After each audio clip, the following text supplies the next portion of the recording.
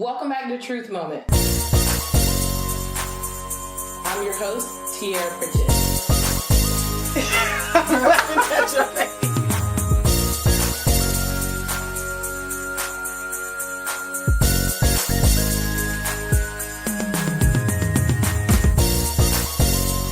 When something is submerged in the fire, then its shape can shift. Yeah, it can shift.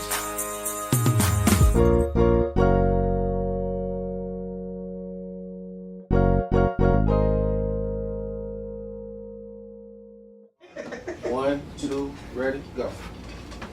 Welcome back to Truth Moment. It's your girl Tiara. Tonight's episode, it's really a good episode. You're gonna see why, because as every episode when I have a guest come on, it's an issue that is near and dear to me for the most part. Now tonight's episode is special because I'm sure a lot of people can identify. And like I said before, when I said a call for ladies, the same for men too. How many of you are in situations where you feel like you do not know how to speak to, talk to, or share with your significant other because they don't know how to talk to you? So this next episode is called, Do Men Have Feelings? Because I personally am in a relationship and sometimes I wonder if my husband knows how to address or discuss his feelings. So I thought of who could I bring on to talk about this issue? And I needed a man who very self-confident, self-assured. I'll keep it PG for the radio, but a friend of mine, Dr. Willie Jones. Dr. Jones, welcome to Truth Moment. Again, I wanted you here because Dr. Jones, he's actually a licensed professional counselor, and he can kind of give us a mental health aspect of it, but also too because he's a man. So Dr. Jones, welcome to Truth Moment. Thank you. No problem. So Dr. Jones, tell us a little bit about you for my listeners. Tell us who you are and what it is that you do. Well, first off, I'm a native Atlantean. Oh gosh. Gotta put that out there first because it's not many of us still here. And if we're here, we're hiding. So I gotta represent for ATL. Like you said, I'm a licensed professional counselor. Have a business with my wife, my beautiful wife. She's an occupational therapist. She's the OT director. I'm the behavioral health director. We've been in business now for about 7 years. Okay. We've been in our location now probably about 4 years. Okay. It's like a one-stop shop. We have behavioral health, OT, physical therapy, and speech, serving the greater Jonesboro area in Clayton County. My job as behavioral health director is to service the clients that call in that need services that span from anger management. A lot of times parents call in because of their kids having behavior problems. We service kids from 1 year to 18 years, and then we go into adults. So the needs are very wide ranging. Like I said, it could be marriage counseling, couples counseling, addiction, depression, anxiety, you name it. So I am a director of that. I have 4 therapists that work in the clinic, and then we also have a contract with Clayton County Public Schools where we go into the schools and service them there. So we're doing a lot for the county. I think we've definitely made our mark in the county as far as I would agree. helping families, helping individuals. People know who we are. Right. Without even marketing and trying to put our name out there, which lets you know that the need is great. But like I said, I'm married, 3 kids, 16, 14, and 7. So my 16-year-old is about to be 17. Wow. I can't believe it. Right. It makes me young. Yeah, and so I have 2 boys and 1 girl. Okay, that actually helps me segue into a question. So, you have sons, you have a daughter as well, but for this particular aspect, you have sons. Have you ever, at any point, told them to stop crying, or what you're crying for, or? I have. Okay, so Yeah, why is it, or how is it, that you can tell your male children to not show emotion like you would allow your daughter to, but in your very profession, you want people to talk about their feelings and express their feelings? Yeah, some of that stuff is just instilled. Okay. I can't sit here and say that I always practice what I preach. Because I mean, growing up, that's what I got from my father and uncles. So you have 30 something years of that compared to, I'm not gonna tell my age, but over a decade of learning how to, deal with behavioral issues and stuff like that. So, you have to marry the two, and one is not gonna overtake the other. So it does come into play sometimes. I guess it's a matter of the foundation of, okay, well, I want my boys to be strong. Okay. I want them to be able to overcome whatever issues that they have. But on the flip side of that, I want my daughter to be the same way, and so I might not say, "Girl, stop crying," but I will say, is it that serious? Can you keep, is it worth all of the, the emotion? Yeah. You know what I'm saying? So it just depends. Okay, so how is it that, because you and I have discussed this before in the office, how can you show a young male who comes to you for therapy, how can you show them how to effectively express themselves through communication if you have been groomed to feel that you have to keep your emotions inside? Well, you have to find a foundation of who you are first. Okay. I think what happens is we don't really know ourselves, so we only go on what we've seen or what people have told us we should be. And that's not just with boys, but that's with girls too, because it's the same thing, how to be feminine. Because I'm sure, you've heard that. Yeah. Hey, you need to be a lady, So those things are kind of pushed on us, it's societal, and you don't realize it until it comes out. And you might not even see it, So it's just kind of instilled in us. And we just, but again, it has to start with first of all, for a client, a male client that comes in that has anger issues, right? It's not just that he has anger issues; it's some deeper underlying issues, And it's not always because his dad's not there. You know what I'm saying? Right. And we say that often, but that's, I know women that have been able to raise boys that have been strong men. You know what I'm saying? So it's not always because there's an absent father. It's not knowing who you are. Okay. It deals with self-esteem. It deals with what you've seen, what you've learned from watching your parents or people that you're around all the time. So, and the one thing I want to say is that you can't put everybody in the same basket. You can't say, well, most men or most boys don't show emotion, because some boys do. You know what I'm saying? Yeah. And sometimes it's emotion that keeps them from, being successful. So did I answer your question?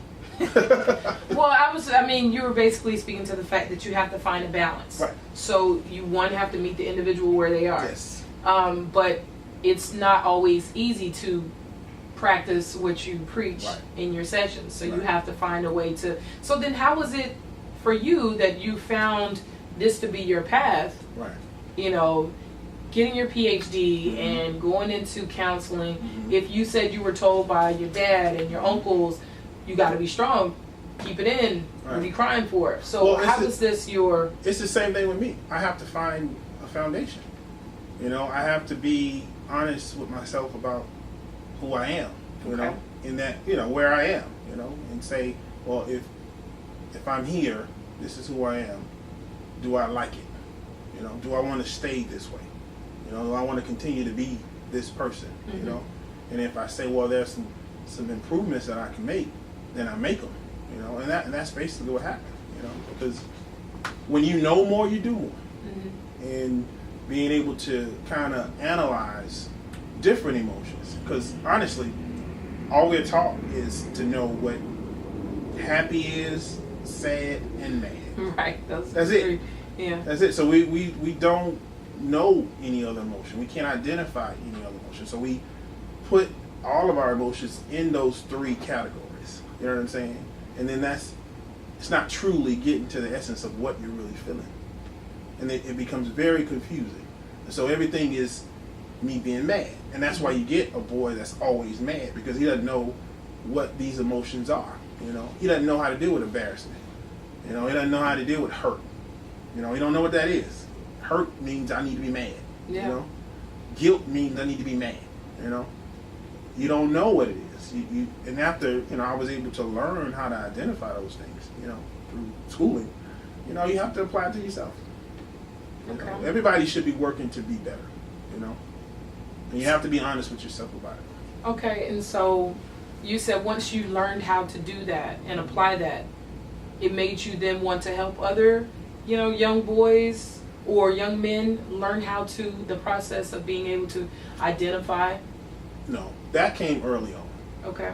Me wanting to help came early on. You know, I grew up in, I don't know if you know about the history of Atlanta, you know, and the projects. I grew up in projects called Carver Homes, which was one of many projects in Atlanta where, you know, we should know the history of projects. It's pretty much the same. You know what I'm saying? You know, you got drugs, you got single parent homes, you had, and most of those homes were moms, no fathers. You know, most of the people didn't graduate. You know, nobody was talking about going to college. You know, some people were. You know, people I hung around did, but there was no. It was almost like we were. It's not even almost. Even on TV, we couldn't see ourselves being what we saw on TV. We would only be able to see and envision, most of us, you know, envision how I'm going to be when I get old. Like, I'm not going to get out of here. You know what I'm saying? Okay. When I get older, I'm envisioning how I'm going to be here. You know, so it's almost like you have chains, you know, on your visions of, you know, being successful in the world. You know, and, you know, and that comes from a whole bunch of different things. You know? Right, there's an onslaught of reasons that kind of go behind that. So to kind of get back to the title, do men have feelings? Cut, dry, yes or no? You can't. I'm not going to sit here and answer that yes or no. Yes, you can. No, you can't. You can't. It's gonna. I'm gonna segue. Okay. Do men have feelings? Men have feelings. Okay. Okay. Why is it that men aren't as? And I just want to reiterate, Dr. Jones is not saying he is the voice of the man. No. He is the voice of all men. Nor is he saying that it's his way or no way. This is his opinions as a professional. So. Why is it? I didn't need you to say that for me, but no, this is from my listeners. So they'll be hitting up your inbox and being like, I totally disagree. Who are you? Let me read your background. Bio. Yeah. So why is it that men aren't as good as showing their emotions as women, stereotypically? When you say good to who? Good to women? Or good to men, or good to people in general, as a as whole? People as a whole. Yeah. I think there are things that we're stereotypically allowed to show emotion for. Okay. You know, that have become a norm. You know, like sports. You know, like if somebody does something to somebody you love, you know, you're allowed to show some anger and aggression and emotion. You know what I'm saying? But I think it just depends on the person. You know, I think it's the stereotype that men should be strong and that they should not show a lot of emotion, you know, and yeah, and it just depends how strongly you take to that belief. Okay, you had mentioned a while back that you want the same for your daughter as well, to be strong. Right. But I think in saying that, it kind of contradicts the fact that you can be strong in your showing of emotion. Because if you keep it in all of the time and you don't compartmentalize, I'm upset because of this, then you will explode, or you'll be going to a therapist 20 years after the fact when you could have dealt with it at that time. So what is strength to you? If you said you want your daughter to be strong too, you want your boys to be strong. I think strength is courage in the face of adversity. You know, it doesn't mean that you are not showing feelings, but it's having the courage and the belief that you can fight through whatever adversity that you have. You know, that's strength. You know, it's what you do when things are not going the way that you want them to go. You know, and having the belief that you can, you know, get through. You know, and seeing that there's a positive from this. You know what I'm saying? Why do you think that in some relationships men don't like to show emotion other than, like you said, angry? Well, I think a lot of times some men, and not all, don't like confrontation. They don't like arguments and, you know, having to, you know, listen to your feelings and then having to express their feelings. Yeah. You know what I'm saying? Because it's a belief that it'll lead to some type of disagreement. You know what I'm saying?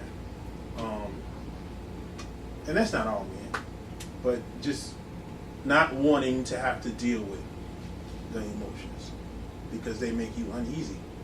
They make you vulnerable. You know, and most men don't like to feel vulnerable. You know, and then in some cases they just don't want to talk. That's true. That's true. Just don't talk. I mean, I want to talk. Chilling, but you want to talk, but I don't want to talk. Right. So then you have to provide that compromise. Right. And it's a matter of communicating. You know, it doesn't always work. You know, I mean, it shouldn't be an expectation that you're gonna always be able to express yourself the way that you need to. Mm-hmm. That's on both sides. You know, because emotion, strong emotion, a lot of time it elicits what's the word?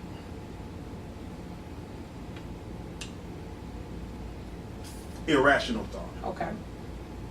Because when you're in your emotions, it's hard to think rationally. Right. You know what I'm saying? And so a lot of things, especially when you're in that area of heightened emotion, you know, it's hard to like be able to come to a medium, you know? And some men don't like to get into that space, you know, as opposed to some women, not all, they're okay with that, you know, because they need that release, you know, to get it off, you know, or they understand that they need that release. Yeah. What percentage of the population that you see are men? Like if you just had to give a guesstimate. It's not many. And when you talk about coming in on their own individually without couples counseling, it's not many.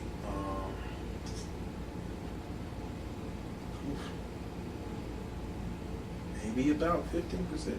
Yeah, I was gonna say that's about what it is for me. Yeah, you about know, 15%. Yeah. Way more women, of course, children, families, but and then that speaks to the whole notion where stereotypically we as women feel that you all don't know how to discuss how you feel and you bottle things because I mean in that statistic right there, men are not coming for therapy.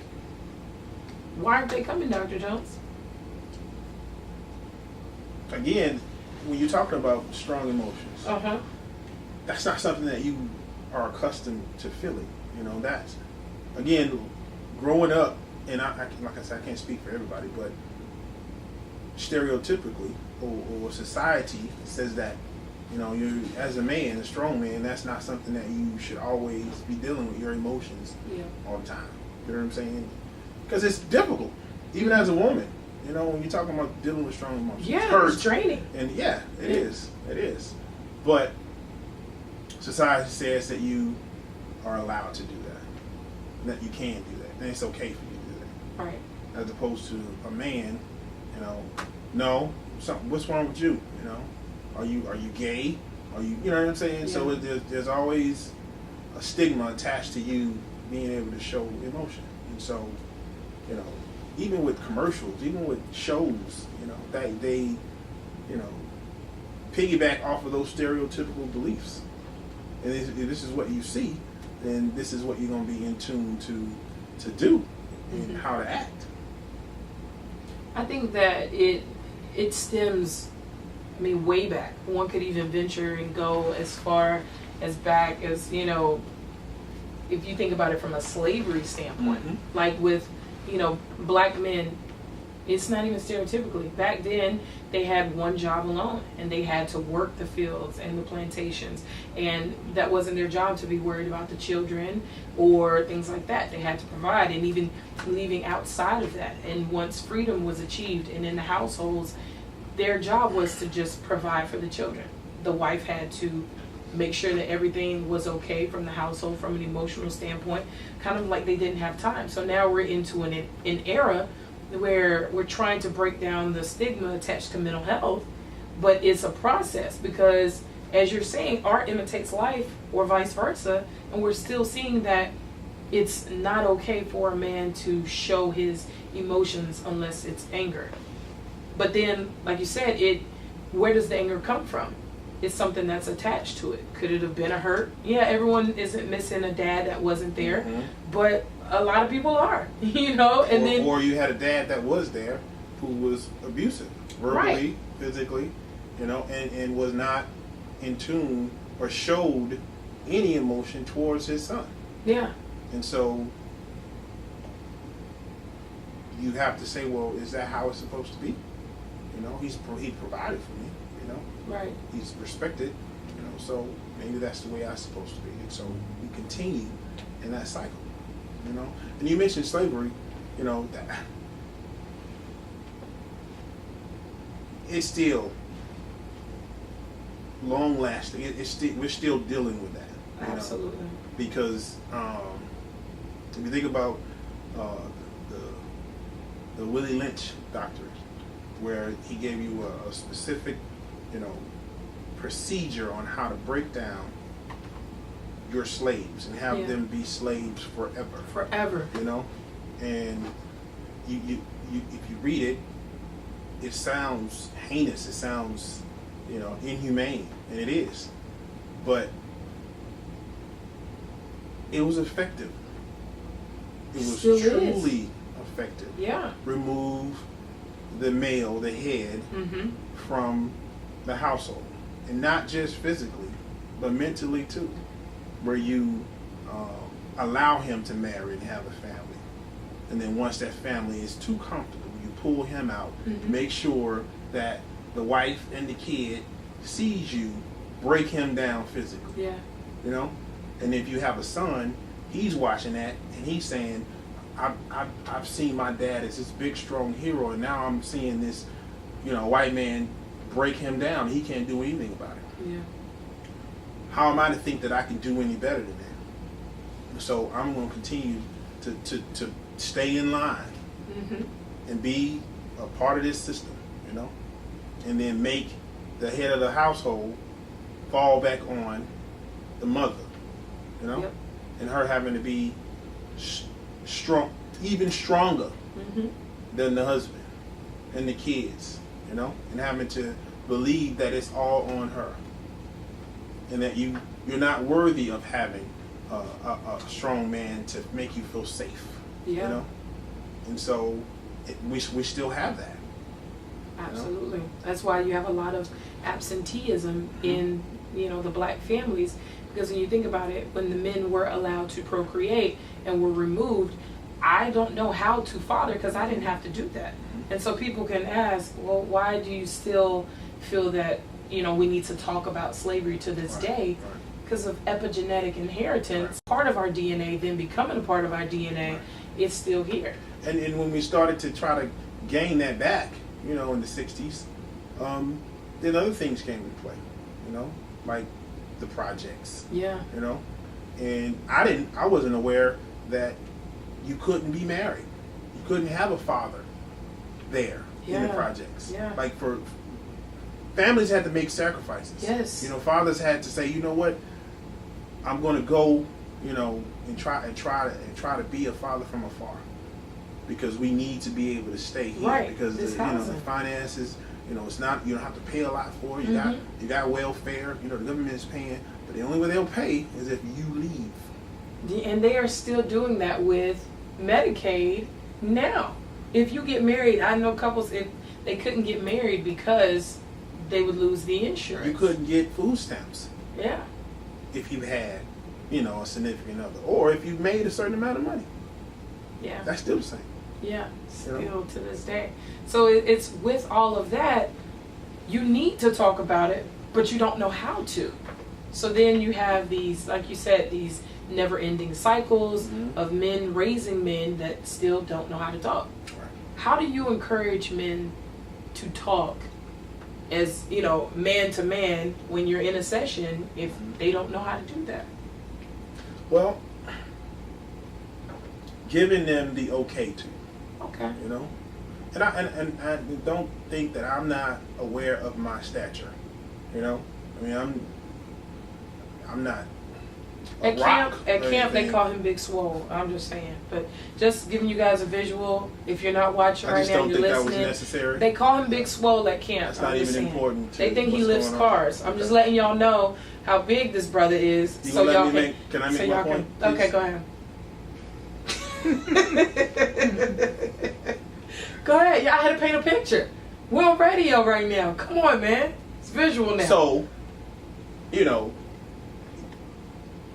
that they're thinking things already. They're looking at you. They're sizing you up. They're saying, because they don't see me. Right. A lot of these kids have already went to a counselor or a therapist, and most of them are women or old white men. And so to see me is a breath of fresh air. But then they're still curious and like, why are you doing this? You know what I'm saying? And so it has to be a level of understanding. And then I let them know that I get that. Yeah. You know what I'm saying? And then again, allow them to understand that it's okay to have feelings. It's okay to understand that I did this because I was hurting. I did this because I was embarrassed and I didn't know how to come out of it. And giving them scenarios or self-disclosing. Right. Because it's important for me to do that. More so than they say you're supposed to do. Yeah. Because it's more necessary for me. And it allows me to get to a deeper level with them. They just need to feel that it's okay. Nobody's ever said it's okay. Somebody that they respect. Yeah. A man that they respect that looks like them to say it's okay. It's okay to be hurt. It's okay to say that I was hurt. And that conversation is never had. And their mom can say it, but it has a different feeling when somebody like myself says that.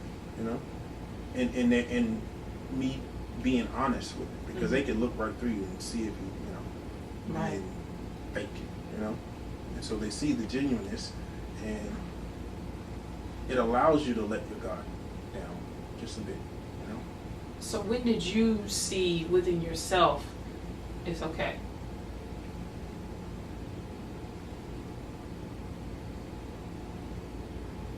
I think when I started my master's program in West Georgia, like I felt some stuff. I knew, so my high school was a Madden program for teaching, right? So I was in the Madden program. Not saying I want to be a teacher, but they gave us martyr bus tokens to get to school. So I didn't have to pay to come to school. They gave me that. As long as I do what was required in the program, I could continue to get those tokens. Because I didn't go to the school that was, zoned for me. Okay. The school that was zoned for me was right in the projects. I felt like if I would have went to that school, I wouldn't be where I am now. Because most of my friends were there. And a lot of people who are still in that cycle went there. And I felt like I needed to do something different, And so I ended up going to that magnet school in Center for Teaching. So the requirement was you had to do an internship at an elementary school. So I didn't want to do it, but I had to do it. And then when I did it, I loved it. I loved how the kids responded to me, and I felt like this is something that I could do, And so when I went to college, I was in the education program, and then that feeling continued. When we did our interns and we worked on different things and we learned more about education, I felt like it spoke to me, which everybody should get a feeling about what God has intended them to do, and what talent He's given you, So it just continued to be shown to me, that I had a gift to help, and so that continued. And so when I went to my master's program and started learning more about therapy and different theories and different ways to talk and get to the bottom of things, I self-assessed, which everybody should do who are in that particular field, and a lot of things were revealed, that were confusing before, because I was able to ask myself these questions and come up with answers, and that's when it started. I was able to kind of get a foundation of where I was and also where I wanted to be. That's the only way you could know where you're going, is to kind of know where you're at, right? And not physically, but internally, So, I didn't figure it out all the way, but I had a start. Some people don't even have that start, right? Because when you're being genuine. Like when you go to bed with you, and then you think about all the things you've done in that day, and you like, I don't feel anything. I feel empty. Yeah. And you can have a whole bunch of things that you're doing all day, but if you go to bed and you feel empty, that's not what you should be doing. And some people continue to do that because they don't ask themselves the question, am I okay with where I'm at right now? And if I'm not, how do I want to be? Where do I want to be? Why do you think there aren't a lot of men that look like you in our field?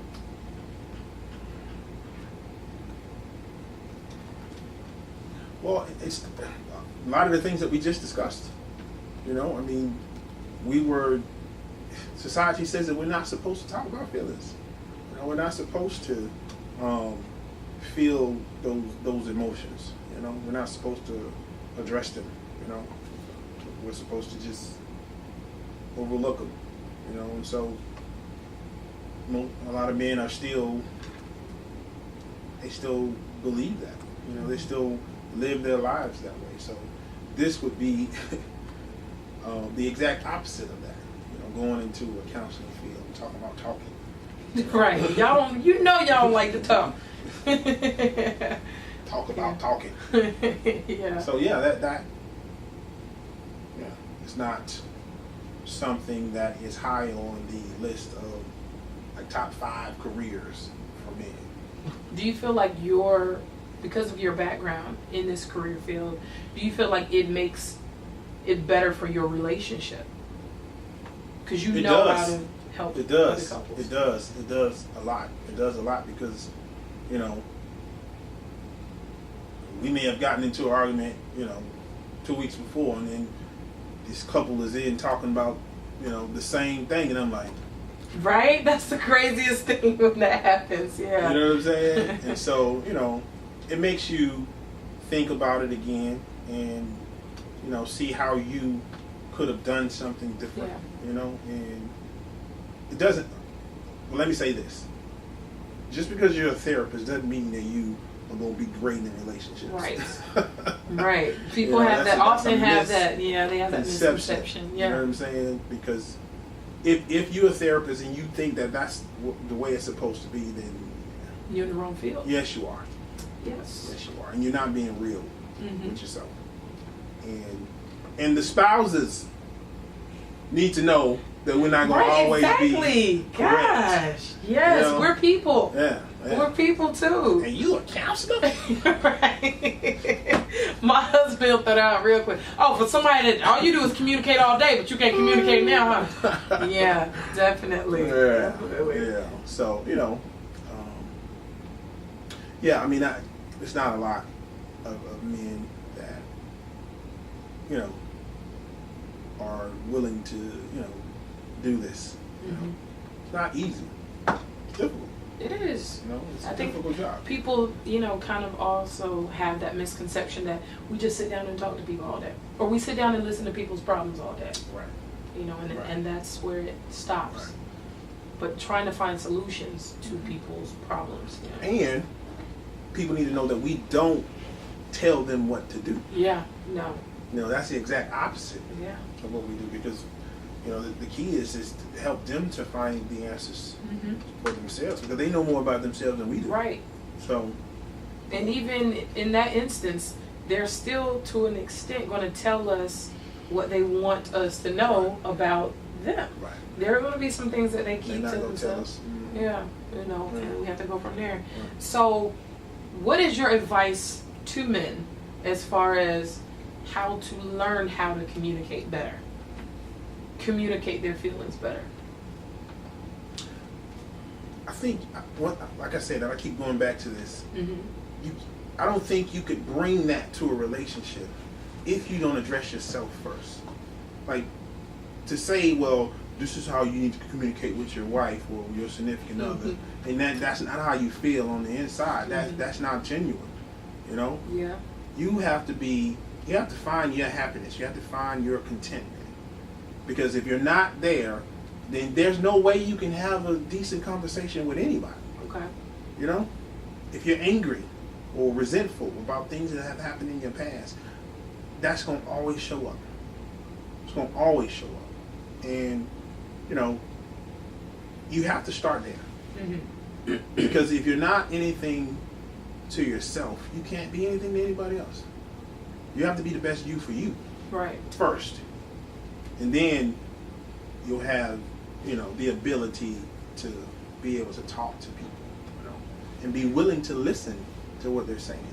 Because if you're angry all the time, you're mad, you got all this stuff inside of you, you ain't trying to hear nobody else. Yeah, it's true. You're not. And so to expect that he's going to want to talk about his feelings to you, that is an unrealistic expectation. He needs to be able to address himself, self-assess. Self-assessment is so important. You need to do that every day. When you wake up in the morning, you need to figure out what kind of day you want to have. Okay. You need to figure out what kind of person you want to be, just for that day. Instead of saying, because a lot of times we always look past the now. Mm-hmm. The now is more important than tomorrow, because tomorrow is going to be shaped by the now. And so if you are saying, this is the type of person that I want to be, you may fall short, a little short, but at least you got a goal. You set a goal for that day to say, I want to be better than I was yesterday. And then the next day, I want to be better than I was yesterday. Whatever that means, But the start of saying that puts everything else in perspective. Your job, your family, your relationships. It puts everything in perspective. And so if you're there, then there's an opportunity to engage in a conversation that may uncover feelings.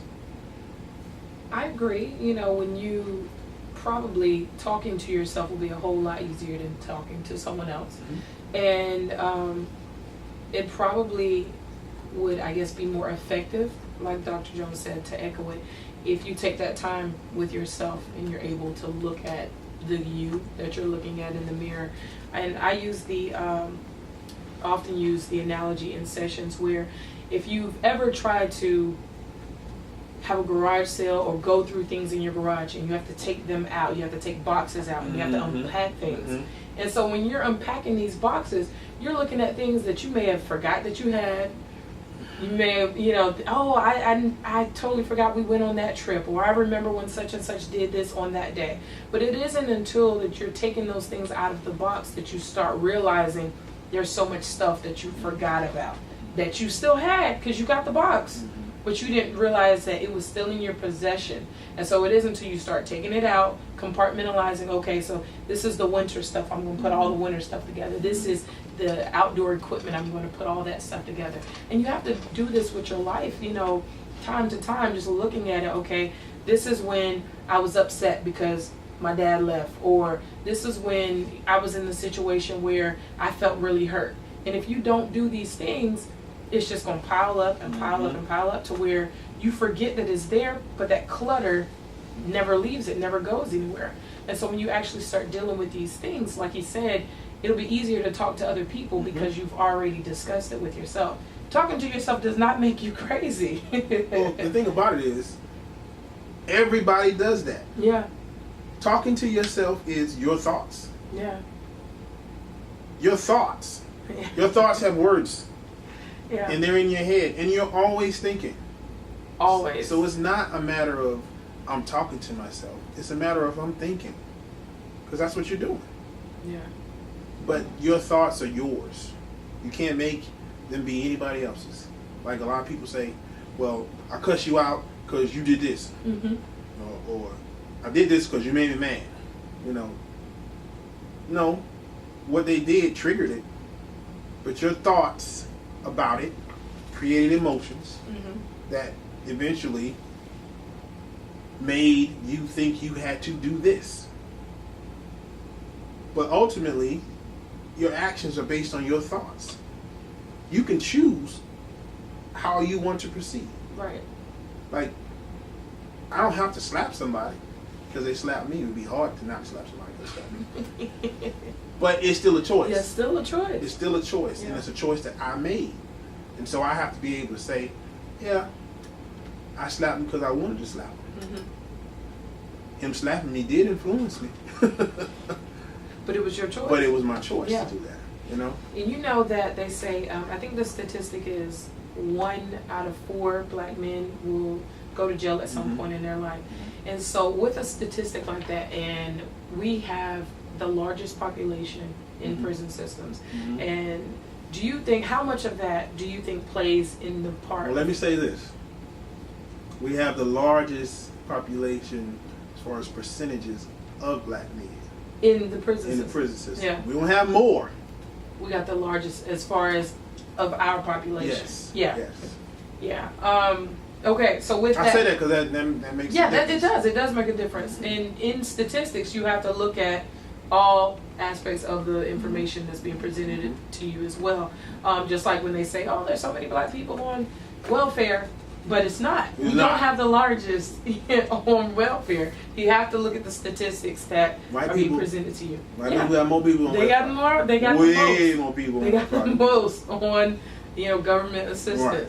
But with the numbers that we have, you're fine. With the numbers that we have in prison, how much of that do you think is because of things that we didn't deal with, or they didn't deal with from a mental health A standpoint? whole lot. Yeah. A whole lot. I mean, when you don't feel like you have control over your anger, it gives you the okay to do whatever. When you say, well, I can't control myself. Do you feel like that's an excuse? I don't think it's an excuse. I think that that's what they think. That's their reality. That's their perception. I don't think it's an excuse. I just think that that's what they think.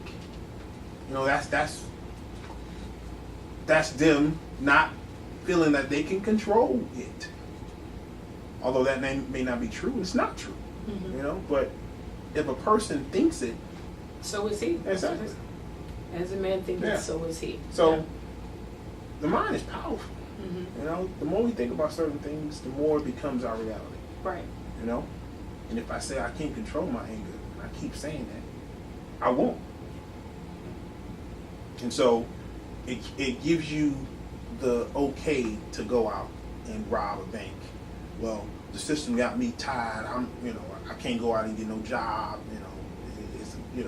It's rough for a black man, which is all true. Yeah. But the choice to go out and rob somebody is yours. But if you think you don't have any choices, or this is the only resort for you, that's what going to be you're your gonna do. Yeah. That's going to be your only aspect of life, because that's what you focused on, and your perception has become your reality. So it is.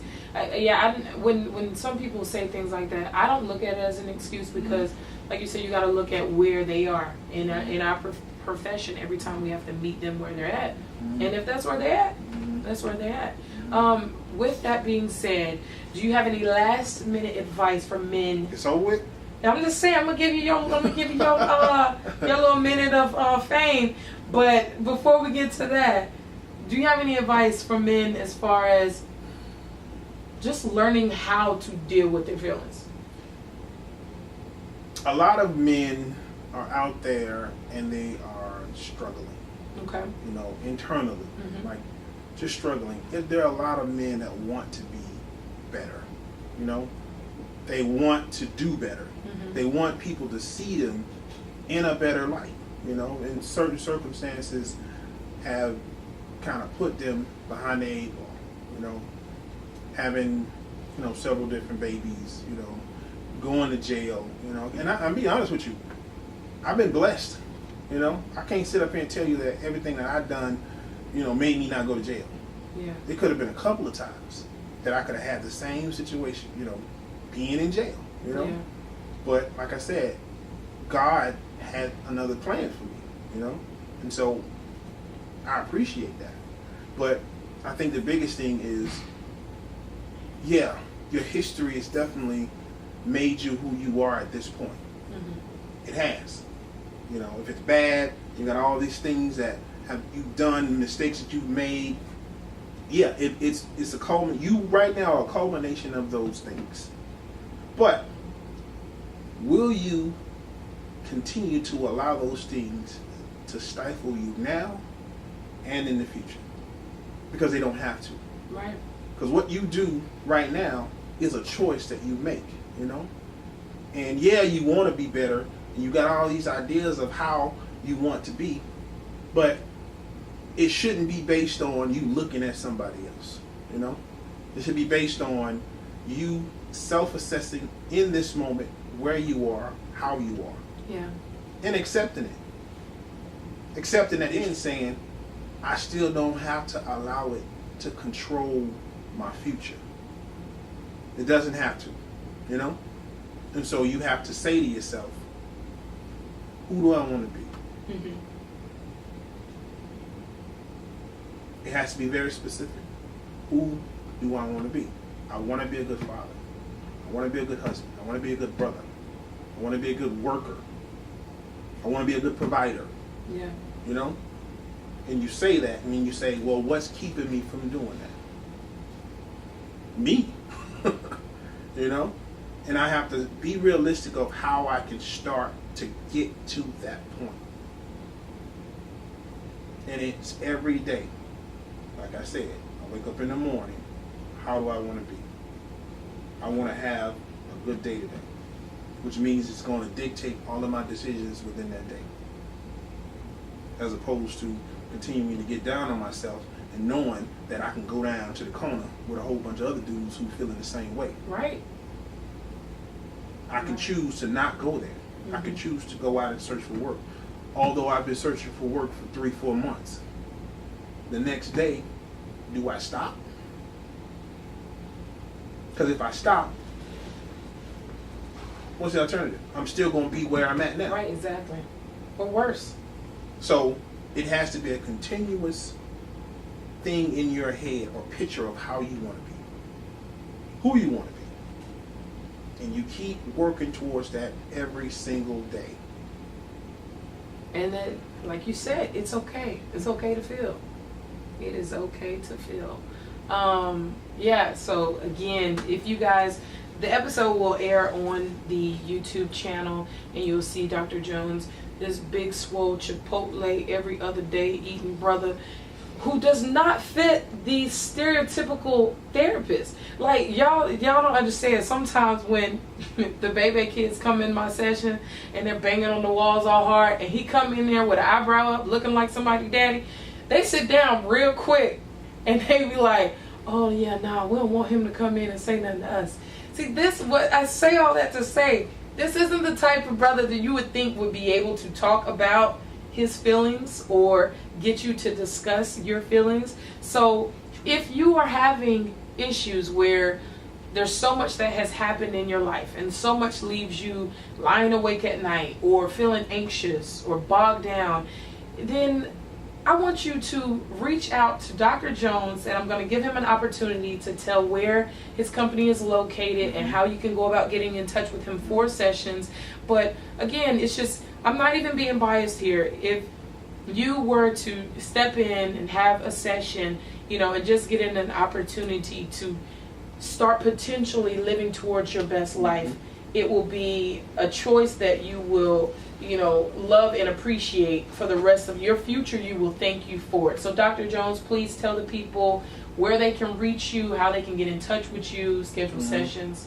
Our company is Stepping Stones Intervention Services. We're located at 2759 Mount Zion Parkway. That's in Jonesboro, Georgia, 30236. Folks don't put the zip code in for their GPS no more, so you good. Go ahead. That's true. Phone number 678-545-6745. You can call in, and we have wonderful receptionists that will take your information, and then we'll be able to call you back and schedule an appointment.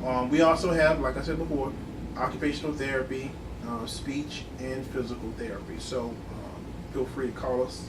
Our website is www.steppingstonesinterventionservices.com. What about your anger management? Don't you do anger management? Yes. I have 2 or 3, including myself, anger management specialists, where we do anger management classes. They're 8-week classes. We also have a 1-day class where you could get all sessions in 8 hours. We have 2 different types of anger management classes. We have an adolescent one and we have an adult one. So those people who are looking to understand anger and try to develop a better way of handling things, please give us a call. Okay, ladies and gentlemen, again, mental health issues, it's not new. It's becoming a hot button issue because for the first time, people are starting to want to deal with the issues they've been living their whole lives with, because you get to a point where you just say, I can't deal anymore and I need help. I need help from professionals that will help me be the best me so that I can reach and live towards my full potential. Again, I would like to thank my guest, Dr. Jones, colleague and friend, for coming on to Truth Moment today. My listeners appreciate you. You lean towards the microphone like you're about to say something. Yeah, I want everybody to know that she owes me dinner. I need like a coupon or something. Nah, he ain't getting because y'all, we will have a staff meeting, right? And he will bring. Are you airing that dirty? Yeah, he will bring his lunch and eat it, and be like, "You go ahead and talk while I finish my lunch real quick." I'm like, "It's supposed to be a lunch and learn. Where's mine?"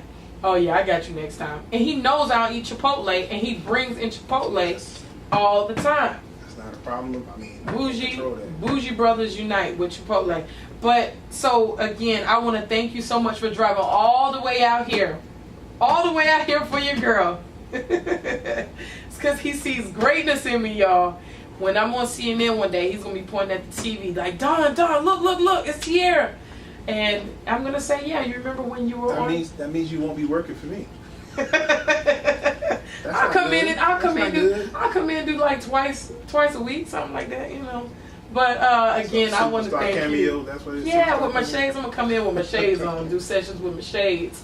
But I want to thank Dr. Jones again, you guys, and I want to thank you for your expertise and your opinion and getting men to understand it's okay to feel. it is. I appreciate that. Again, look out for Stepping Stones Interventions on the web. Also, follow the Facebook page. Dr. Jones didn't say that. We have a Facebook page. Stepping Stones Interventions on Facebook. And I'm Tiara Pritchett. This is Dr. Willie Jones. That's our Truth Moment. What's yours?